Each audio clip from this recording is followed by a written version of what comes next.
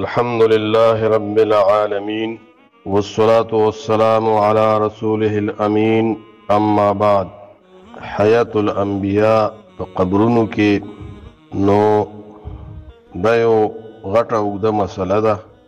او د دې کتابونه مستقل په دې باندې لیکل شوي دي. هر چې انبیاء علیهم السلام دي، نبی صلی الله علیه وسلم او د ټولو انبیاء کرامو په باره کې دا عقیده د سلفو ده چې هغې باندې وفات راغلی دی، او څوک چې دا وایي چې د هغوی هسې وصال شوی دی، رسول الله صلی الله علیه وسلم وصال کړی دی یا یې پرده فرمایلی ده او حقیقتا وفات نه دی، نو دا عقیده غلطه ده. دا د قرآن او د سنت نه خلاف عقیده ده، ځکه چې رب العالمین نبی صلی الله علیه وسلم ته فرمایي انک میت و انهم میتون. سورة زمر کې الله فرمایي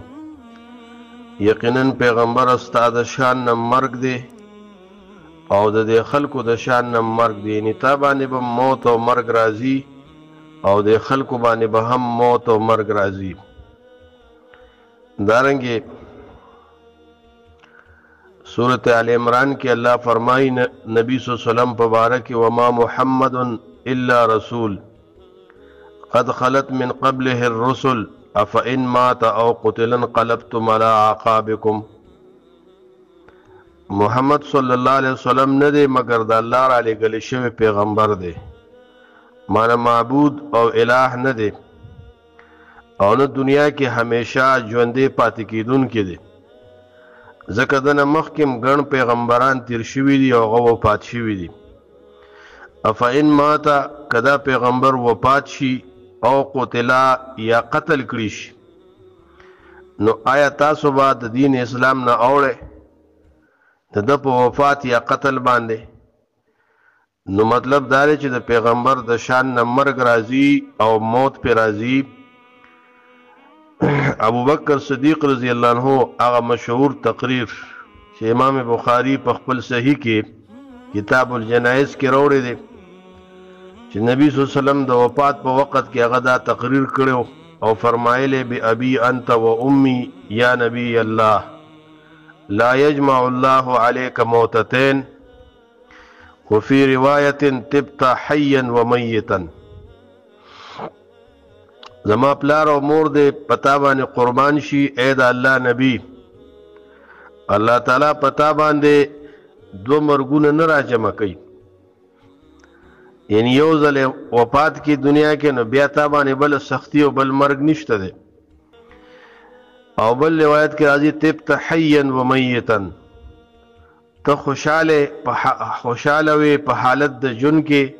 او ستا جون مزیدار او ستا مرګ مزیدار. او فرمایله والذي نفسي بيده لا يذيق الله الموتتين ابدا. الله بتا باندې دو مرګونه نه راولي، الله تعالی پتا دو مرګ نه راجمع کوي او ته په جون او مرګ دواړو کې مزیدار وي او خیسته وي. او خطبه کې دا فرمایل من کان یعبد محمدا فإن محمدا صلی الله علیه وسلم قد مات. څوک چې د محمد صلی الله علیه وسلم عبادت کوي یقینا محمد صلی الله علیه وسلم مړ شوی دی، وفات شوی دی. نو دا اوس صریح دلایل دي د قرآن کریم او د حدیث او د صحابه کرامو په دې اجماع وه چې رسول الله صلی الله علیه وسلم وفات شوی دی. د دنیا په لحاظ سره ټول انبیا صالحین او نیکان ټول وفات شوي دي. په نسبت سره د دنیا وفات دی او هر چې حیات برزخی دی نه خو نور نیکانو لم ثابت دی، شهیدانو لم ثابت دی، انبیاو لم ثابت دی، اخو شته دی. خو بعضې خلکو دې دپاره یو قسمه شبهات پیدا کړي دي، لکه اشرف علي تانوي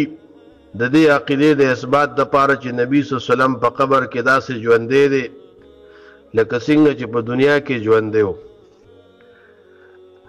دا دلیل ذکر کړی چې ګوره د نبی صلی الله علیه وسلم میراث نشي تقسیمېدی داغه بیبیانې څوک په نکاح نشي اخیستی وی دې نه معلومه شوه چې هغه په قبر کې د دنیا د ژوندون په شان ژوندی دی ولې که هغه وفات وي نو د هغه مال به تقسیم شوی او که هغه وفات وي نو د هغه بیبیانې به د عیدت نه بعد په نکاح باندې اخیستې شوي لکه د عامو مړو دا حکم دی نو دا یو شبهه ده غلطه چې دا پخوانو مبتدعین هم کړې وه او دې وخت مبتدعین هم کوي او دا قبوریه کوي نو دا غي جواب داري چې دا میراث نوړل په دې وجه نه دي چې نبی صلی الله علیه وسلم په قبر کې د دنیا د ژوند په شان ژوندی دی بلکې دا په دې وجه چې نبی صلی الله علیه وسلم په خپل په ژوند کې دا ارشاد فرمایلی چې لا نورث ما ترکناه صدقه میراث مونږ نه نشي وړلی کېدی بلکې مونږ چې څه پریښي وي هغه به صدقه وي صحیح بخاري کې دا حدیث راځي او د دې بیا ګڼ وجوهات او حکمتونه دي چې دا ولې د پیغمبرانو میراث خلک نشي وړی نو یو وجه پکې علماو دا ذکر کړی چې کیدی شي میراث خواره د هغې په وفات باندې د خوشحالۍ احساس وکړي نو دا د هغه میراث خوړو دپاره د تباهۍ سبب جوړېدو یو پکې دا وجه وه دا وجه نه ده چې ګینې هغه ژوندي دي ځکه مال نه میراث تقسیمیږي دا غلطه خبره او هر چې د نبی صلی الله علیه وسلم د بیبیانو سره نکاح د حراموالی دی نو دا د نبی صلی الله علیه وسلم د اکرام او د عزت په وجه باندې دی بل دا چې د نبی صلی الله علیه وسلم بیبیانې چې دي دا د امت میاندې دي په نص د قرآن سره و امهاتهم وازواجه امهاتهم او بیبیانې د پیغمبر چې دي دا میاندې د امت دي نو د مور سره نکاح حرامه ده او د پیغمبر د عزت او د اکرام د وجه نه رب العالمین دغه بیبیانې په امت باندې حرام کړي دي او د امت دپاره میاندې ګرځولي دي نو دا غلطې عقیدې دي یا دارنګې بعضې خلک دا شبهه پیش کوي چې ګوره نبي صلی الله علیه وسلم لیلة الاسرا کې انبیاو ته امامت ورکړی او انبیاو ورپسې مونځ کړی دی نو دا مونځ چې دی دا په ارواحو سره شوی دی دا یو معجزه وه د رسول الله صلی الله علیه وسلم او ابدان او بدنونه د پیغمبرانو په قبرونو کې مړو او د هغې ارواحو یو صورت الله ورکړی دی او هغه پیغمبر علیه السلام پسې مونځ کړی دی یا دارنګې په شپه د معراج کې چې رسول الله صلی الله علیه وسلم بر اسمانونو کې انبیا علیهم السلام لیدلی دي نو دا د هغې ارواحو چې د هغې صورتونو له د هغې په ابدانو کې شکل ورکړی شوی و د هغې ارواحو له هغه مصور شوي و په صورو د ابدانو د هغې باندې او د هغې خپل جسدونه په قبرونو کې مړو یا دارنګې بیا چا په دې باندې اثبات کړی چې ګوره بعضې روایتو کې راځي چې پیغمبران په قبرونو کې منځونه کوي یا نبی صلی الله علیه وسلم وایي چې په شپه د معراج په شپه د اسرا ما موسی علیه السلام د کسیب احمر سره ولیدو مسلم کې راځي وهو قائم یصلي فی قبره منځ یې کولو نو دا منځ کول خو د شان د ژوندو نه دی نو دې نه معلومیږي دا چې پیغمبران ژوندي دي نه دا خبره صحیح نه ده پیغمبران چې دي دا حیات د هغې برزخي دی دا حیات دنیاوي نه دی د هغې کیفیت مونږ ته معلوم نه دی او نه د هغې تشبیه مونږ ورکولی شو داسې خو صحیح حدیث کې دا هم راځي عام مؤمن باره کې راځي چې ملایکو ته وایي هغه ملکینو ته ورته وایي دعوني ما پرېږدی حتی اصلیا تر دې چې زه مونځ وکړمه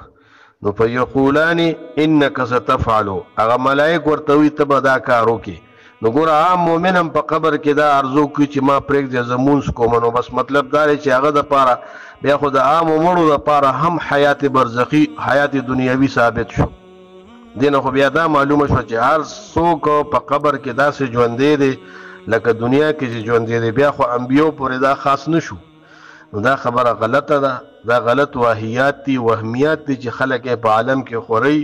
او دې نه نور فسادات جوړوي او دارنګې غلطې عقیدې په خلکو کې خوري انبیا علیهم السلام ژوندي دي شهیدان ژوندي دي صالحین مؤمنان ژوندي دي خو په برزخ کې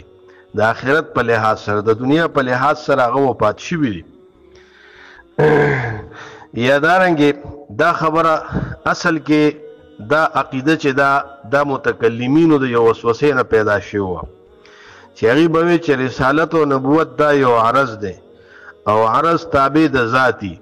نو کله چې د نبی ذات وفات شو نو نبوت په ختميږي نو ست یو شخص ایمان وروړي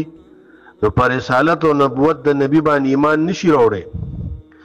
ځکه هغه خو د نبی موت سره ختم شوی دی لہذا غي ویل چې نبی نه دی وفات بلکې وصال یې کړی دی هغه ملاقات لته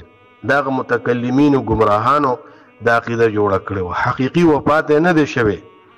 ولیک وفات یې ومنونو بیا دغه نقصان پیدا کیږي نو په دې وجه د ډیرو نصوصونو انکار وکړو او د خپل غلط عقیده د اثبات د پاره په دین کې یو بدعت عقیدوي پیدا کو او دین پروان کړو حال دار چې دا مذکوره عقیده چې دا غلطه ده د کتاب او سنت نه خلاف ده او بل دا چې دا عرض په دوه قسمه دي یو هغه عرض چې د انسان وصفي لکه مثال عالم شو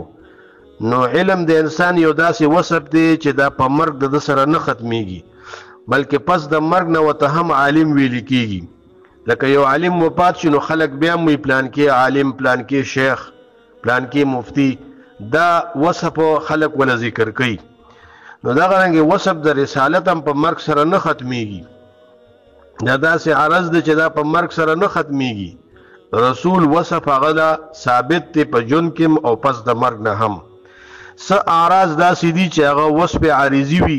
هغه مرګ سره ختميږي لکه د انسان کتابت او لیکل تقریر بیان دا ختميږي لکه انسان بیا هغه ته بیا کاتب نشي ویلې هغه ته بیا مقرر نشي ویلې کېده لکه داغه بیان او تقریر چې شو دا په وفات سره ختم شو په دې مسله باندې القصیده النونیه کې شیخ الاسلام ابن قیم خو وضاحت کړی دی او بیا د دې عقیده وضاحت نورو کتابونو کې موجود دي د عقیده دا مختصر عقیده د انبیاء علیهم السلام په باره کې او دا کم چې خلک وي دا د دې شبهات دي غلط او خلک گمراه کوي په دې